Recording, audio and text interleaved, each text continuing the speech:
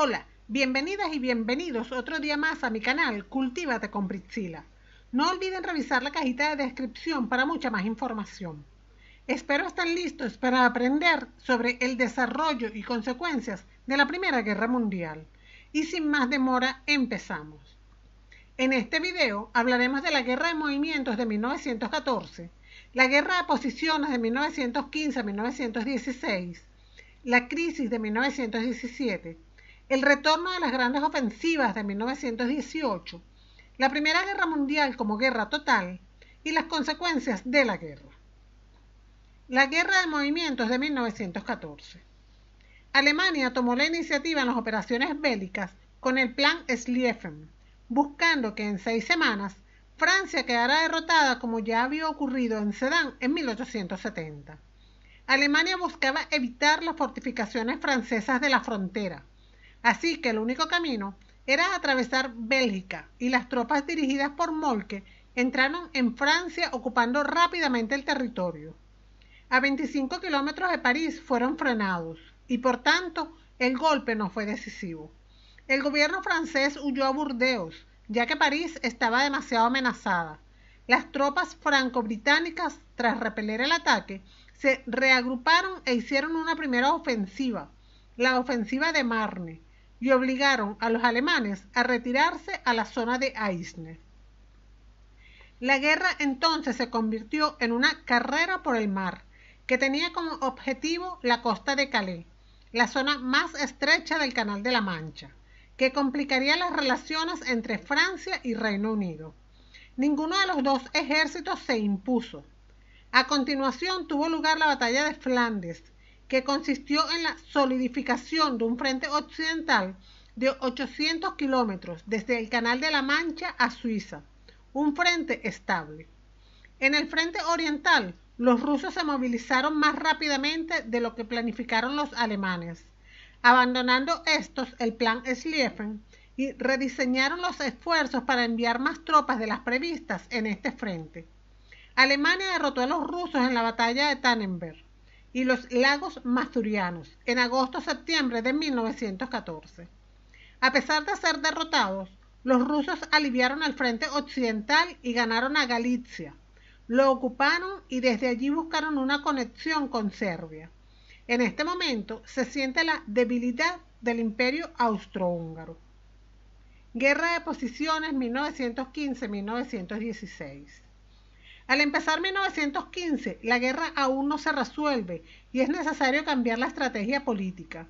Como decía Clausewitz, la naturaleza de la guerra es que siempre cambia. Se adaptan a nuevas formas de guerra y nuevos armamentos. En el frente occidental se abandonan los planes ofensivos y se recurre a la guerra defensiva, donde quien más resiste gana, no quien más avanza. El elemento principal de la guerra defensiva es la trinchera, compuesta de 3 líneas de defensa en paralelo, que se comunican por pasadizos laberínticos. En un primer momento se defienden con sacos de tierra, luego con torretas, alambres de espino, ametralladoras, etc. Las trincheras fueron zonas de bombardeo durante toda la guerra y ello provocó que se formasen cráteres en el paisaje europeo. Durante las batallas de Verdun, Somme y Utrecht, llovió tanto que las tropas se quedaban atrapadas en el fango. Las trincheras alemanas eran más difíciles de penetrar. Se emplean nuevas armas como la aviación, primero con funciones de reconocimiento, posteriormente usado para bombardeos. La ametralladora, el tanque, creado en 1915 por los británicos, el lanzallamas, los gases asfixiantes, muy empleados por Alemania, los aliados dotan a sus tropas de máscaras antigas. El fuego de mortero, que consiste en bombardear la retaguardia enemiga como París y Londres.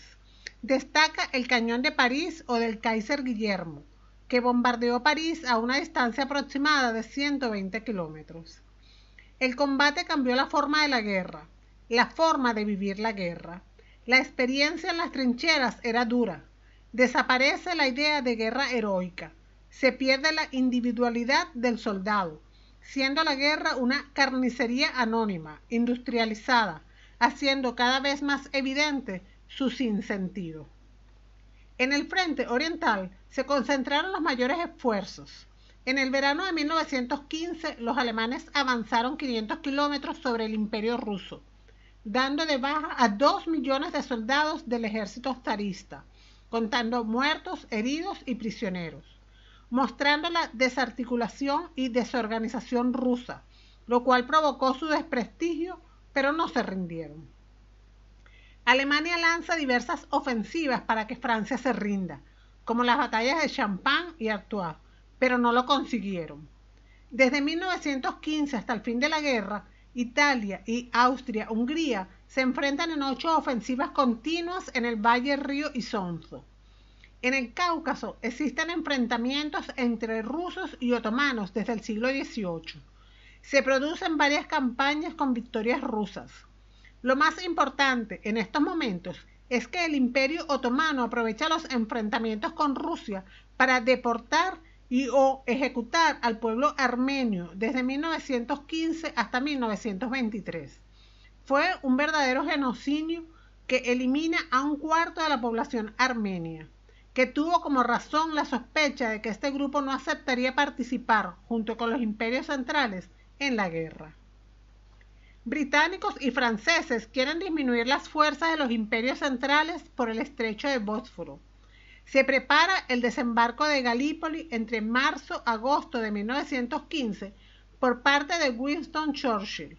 La operación fue un desastre y costó la vida a 250.000 soldados aliados. El Imperio Otomano, por sorpresa, resistió. La rebelión árabe es un pequeño episodio dentro de la guerra. Sentimientos protonacionales contra el Imperio Otomano animados por británicos. La Entente hace promesas incompatibles para sumar fuerzas. En 1917 los británicos firman la Declaración Balfour, por la cual se comprometen a apoyar una patria judía sucumbiendo a las peticiones sionistas. Los alemanes concentran el ataque en Verdún entre febrero y mayo de 1916. Fue un salto en la escalada de la guerra. 500.000 de combatientes murieron sin que se moviera el frente. Lo más destacado es que Francia no perdió, resistiendo gracias a su héroe Pétain y a la Vía Sagrada, una conexión de abastecimiento cada 12 segundos. Todo tipo de vehículos eran utilizados. Para el nacionalismo francés, Verdún significa la resistencia. La batalla de Somme fue una catástrofe militar. Las operaciones militares estuvieron dirigidas por Haig, quien solo fracasaba y consumía muchísimos recursos humanos. No fue cesado porque tenía apoyo militar. La batalla duró entre junio y noviembre de 1916 y costó 500.000 de vidas. Fracasó y su intención principal era distraer a las tropas alemanas de Verdún. En Alemania, en agosto de 1916, Erich von Falkenhayn dimitió como jefe del Estado Mayor y Paul von Hindenburg ocupó su puesto con Ludendorff como adjunto. Ambos eran aristócratas prusianos, grandes estrategas y organizadores. En Francia llega Nivelle como comandante en jefe del ejército, sustituyendo al general Joseph Joffre. La batalla de Jutlandia es la única batalla marítima. Ocurre en el Mar del Norte. Alemania sale de sus bases en Wilhelmshaven con el almirante Scheer y el almirante Ypres. Inglaterra sale de sus puertos de Cromarty, Rosti con el almirante Betley y de las islas Orkney con el almirante Jellicoe. Los alemanes no logran romper el bloqueo británico. La ofensiva en Brusilov, en Europa Oriental, Rusia consigue muchas victorias entre junio y noviembre de 1916, pero no son concluyentes. La guerra lleva ya 2 años. Existe un gran cansancio social y político. Críticas a los gobiernos por ser incapaces de acabar el conflicto bélico. Los estados intervienen cada vez más en la vida de los ciudadanos con un dirigismo económico estatal, propaganda, restricciones, censura. El desgaste social hace que las iniciativas pacíficas tengan poco seguimiento. En las conferencias socialistas se pedía una paz blanca, sin vencidos, sin anexiones, volviendo a las fronteras de 1814, pero ningún estado quería hacer eso de tantos grandes sacrificios. Al principio no había ganas de luchar, luego nace un revanchismo. Nadie quiere que los actos contra su país y sobre sus soldados y familias queden impunes. El presidente Wilson también quería una paz blanca. Se aplicó la disciplina militar severamente porque muchos soldados se declaraban enfermos o simplemente no volvían de sus permisos. La crisis de 1917. La Revolución Rusa hace caer al zarismo el 16 de marzo de 1917. El gobierno provisional era partidario de continuar la guerra, pero la revolución multiplica las deserciones. Muchos campesinos abandonan las armas y vuelven a casa a recoger sus cosechas. Rusia empieza una nueva etapa de descomposición interna. En octubre, segunda fase de la Revolución Rusa, el gobierno bolchevique empieza a negociar con Alemania una paz humillante y muy lesiva para Rusia, perdiendo territorios y zonas industriales en el Tratado Brest-Litovsk, firmado el 3 de marzo de 1918. Rusia renuncia a Finlandia, Polonia, Estonia, Livonia, Curlandia, Lituania, Ucrania y Besarabia para los imperios centrales y entrega Ardahan, Kars y Batumi al Imperio Otomano. Alemania reforzó el frente occidental con efectivos orientales. Lo que equilibra la balanza es la entrada de Estados Unidos en la guerra el 4 de abril de 1917, que salva a Francia e Inglaterra de una derrota. Provoca su participación bélica el hundimiento del barco Vigilantia por parte de los alemanes. Alemania envía además el telegrama Zimmermann a su embajador en México con la intención de proponer al gobierno de México incorporarse en la guerra del lado de los imperios centrales para luchar contra Estados Unidos, y a cambio recuperaría los territorios perdidos del Tratado de Guadalupe Hidalgo de 1868. A finales de 1917 se produce la batalla de Passchendaele, una ciudad en Flandes, Bélgica, que será una carnicería de 400.000 muertos. Los ingleses la llaman la Segunda Batalla de Ypres. En la batalla de Caporetto pierden los italianos frente a alemanes y austrohúngaros. Se multiplican las desafecciones y existe una gran inquietud en la retaguardia. Han visto caer al zarismo y el resto de gobiernos temen. Es necesario desbloquear los frentes y ganar la guerra como sea. El retorno de las grandes ofensivas, 1918. Muchos frentes bloqueados durante años se desbloquean con la operación denominada Cortina de Fuego. Sobre un pequeño punto en el frente se despliega el uso de artillería, bombardeos constantes, infantería, tanques, etc. En la primavera de 1918 comienza la batalla del emperador o Kaiser Slash, la batalla de la iniciativa de la paz. Se realiza en el norte de Francia, en el frente de Picardía. Alemania abre una brecha de 80 kilómetros y los franceses se repliegan para proteger París. En el verano, Francia no se ha rendido y se ordena una ofensiva en Champagne.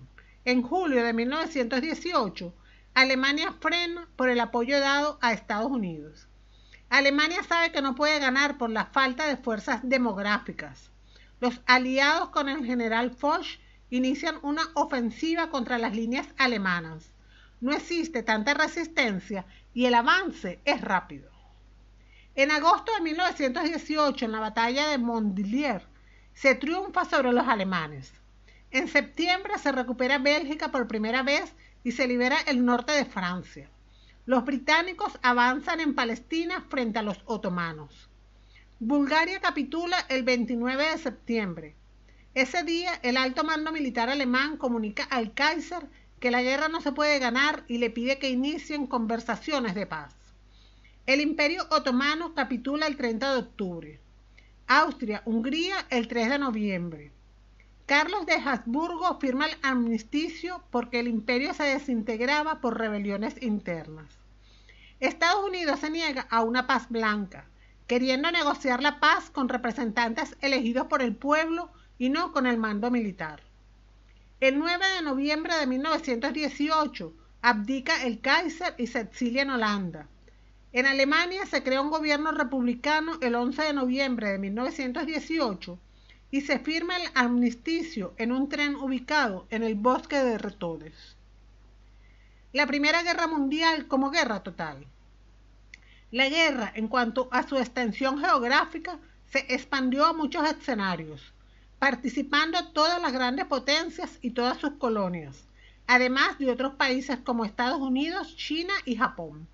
Solo evitaron el conflicto europeo los países escandinavos, Holanda, Suiza y España. Los estados pusieron sus recursos a favor de la guerra.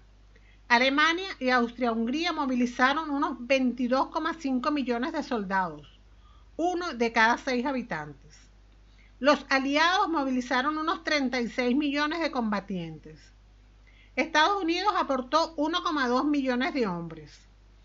Todo el aparato productivo y económico se puso al servicio de la guerra, con planes estatales de coordinación de la industria privada y pública, control de precios, mercado negro, intervención del Estado.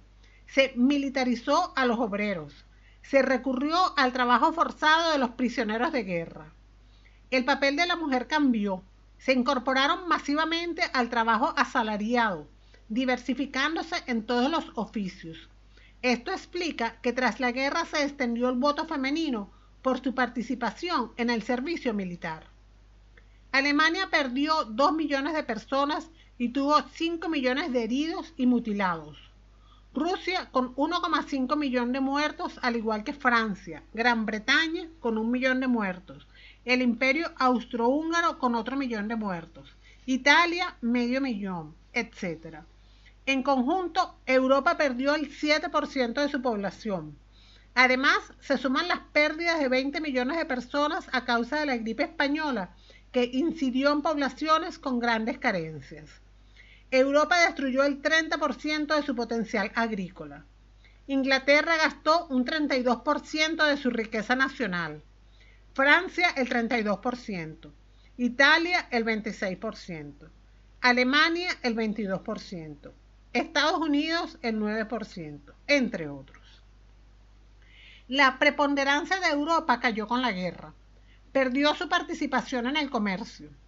El centro de la economía pasó de Londres a Nueva York, en Estados Unidos. Se convirtió en primera potencia industrial. El dólar será la moneda de referencia. El sistema financiero mundial se vinculó a las deudas y reparaciones de guerra, pagado por los vencidos. Es el fin del sistema internacional de Westfalia de 1648, pasando al sistema internacional euroamericano. Se crea la Sociedad de Naciones en Versalles, siendo la primera organización internacional de carácter universal creada para garantizar la paz y estabilidad. En 1918, Spengler publica La decadencia de Occidente, donde expone el clima de pesimismo y antibelicismo en la población europea. Para los imperios coloniales, la guerra significó un resquebramiento. Fue muy importante el surgimiento de Asia y África, tomando conciencia de su propia dignidad y posibilidad de autogobierno. La relación entre Europa y el mundo cambió irreversiblemente. Sería la decadencia europea y el ascenso de otros poderes. La enorme cantidad de jóvenes muertos en la guerra animó el sentimiento popular de conmemoración. Aparece la figura del soldado desconocido, la cual resultó muy atractiva para todas las naciones combatientes. Los monumentos son la prueba silenciosa y visible de que la Primera Guerra Mundial fue un hito crucial en la historia del continente europeo.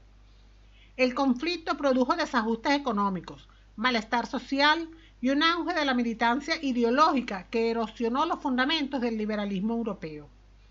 Ya antes de 1914, la supremacía de las élites gobernantes se encontraba amenazada.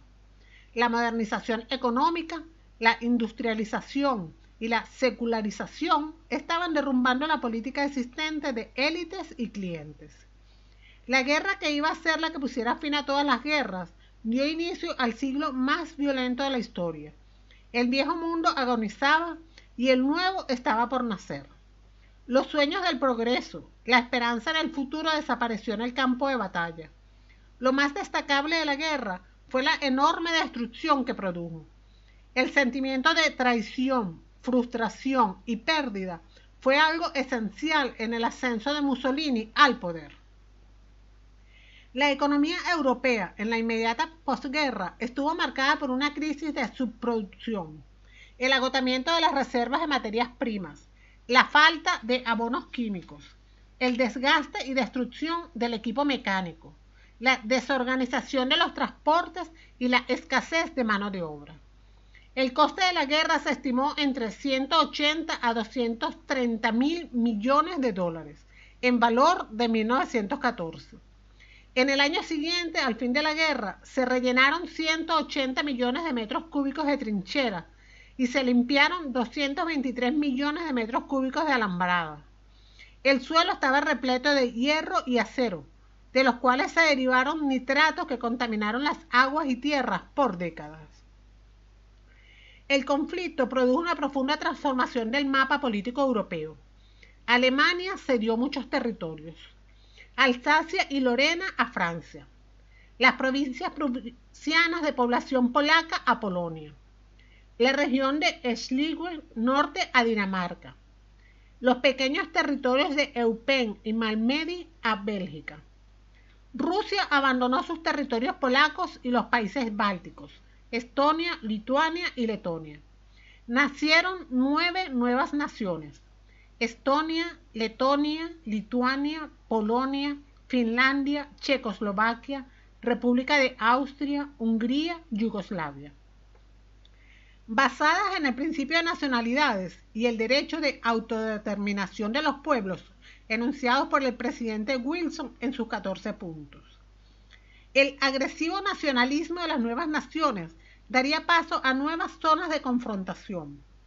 A escala planetaria, la Primera Guerra Mundial confirmó el declive progresivo del occidente europeo y la ascensión de nuevas potencias como Estados Unidos y Japón.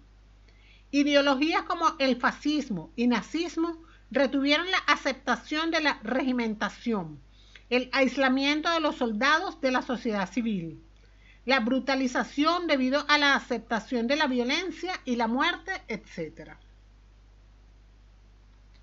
Consecuencias de la guerra. La Primera Guerra Mundial fue un conflicto novedoso, no solo por su magnitud, sino también desde el punto de vista militar. Fue la primera guerra general entre estados altamente organizados y con masivos recursos industriales y demográficos. La primera en que se aplicaron medios avanzados de destrucción. La población civil sufrió con los bombardeos y el bloqueo naval. Fue una guerra psicológica, además de política y militar. La Primera Guerra Mundial fue más breve y menos sangrienta que la Segunda Guerra Mundial, cobrándose 1/5 parte de vidas humanas. Las áreas destruidas se limitaron a una franja entre Bélgica y Francia, y territorios disputados por Rusia y Austria-Hungría. Irrumpen violentamente tendencias modernizadoras como el nacionalismo, liberalismo y socialismo. La guerra supuso el fin del predominio aristocrático y la desaparición de estructuras arcaicas. En 1910, en Inglaterra, Norman Angell escribe La Gran Ilusión, en donde sugiere que Europa adopte el modelo del Imperio Británico, con estados independientes unidos por el libre comercio y solucionar de ese modo el problema internacional. En 1912, en Alemania, el consejero del canciller Bethmann Howe, el señor Kurt Riesler, llegó a la conclusión de que las guerras modernas eran demasiado temidas para ser combatidas. En 1961, Friedrich Fischer publica Los objetivos de guerra de Alemania en la Primera Guerra Mundial, donde revela que las élites dirigentes alemanas habían optado por la guerra en 1914 porque la expansión en Europa Oriental parecía el único medio de preservar el orden social frente a las presiones reformistas y democratizadoras procedentes de las clases populares. Tras una vida entera dedicada al estudio del conflicto, el historiador Jean-Baptiste Dussel concluía que el estallido del conflicto era incomprensible, y François Furet lo definió como enigmático. La guerra fue la expresión de la decadencia y caída de un antiguo orden.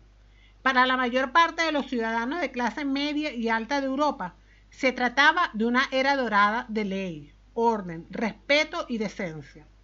Los salarios habían aumentado un 50% entre 1890 y 1913. Sin embargo, en Europa existían fuertes tensiones: el feminismo militante, el socialismo radical, el sectarismo religioso y el antagonismo entre clases sociales distorsionan la armonía social de los estados europeos. El modernismo es un término muy debatido, provocando entusiasmo y aprensión. Hemos llegado al final de la explicación. Espero les haya gustado. Suscríbete a Cultívate con Priscila si aún no lo haces. También dale a la manito de me gusta si te ayudó esta información y dale a la campanita de notificaciones. Sígueme en mis redes sociales y nos vemos en el próximo video. Que tengas un gran día. Adiós.